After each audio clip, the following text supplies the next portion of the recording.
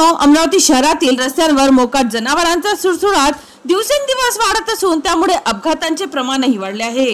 रस्त्यावरून जाताना 2 चाकी 4 चाकी वाहनधारकांना वारंवार अडथळे निर्माण होत आहे। अनेकदा अचानक समोर आलेल्या गायी, बैल व मोकाट कुत्र्यांमुळे गंभीर अपघात घडत आहे। मित्रांनो, शहरातील मुख्य चौक, बाजारपेठ, शाळा, कॉलेज परिसरात मोकाट जनावरांचा मुक्त संचार सुरू आहे। नागरिकांच्या सुरक्षेच्या दृष्टीने ही गंभीर समस्या असताना महानगरपालिकेकडून ठोस उपाययोजना होताना दिसत नाही। नागरिकांचा संताप दिवसेंदिवस वाढत आहे। मित्रांनो, महानगरपालिकेचे अधिकारी फक्त दावे करतात, परंतु प्रत्यक्षात रस्त्यावरील मोकाट जनावरांचा प्रश्न सुटत नाही। शहर स्वच्छ, सुंदर व सुरक्षित करण्याचे आश्वासन देणारे अधिकारी व जनप्रतिनिधी आता या प्रश्नाकडे कानाडोळा करत असल्याची नागरिकांची तीव्र नाराजी आहे।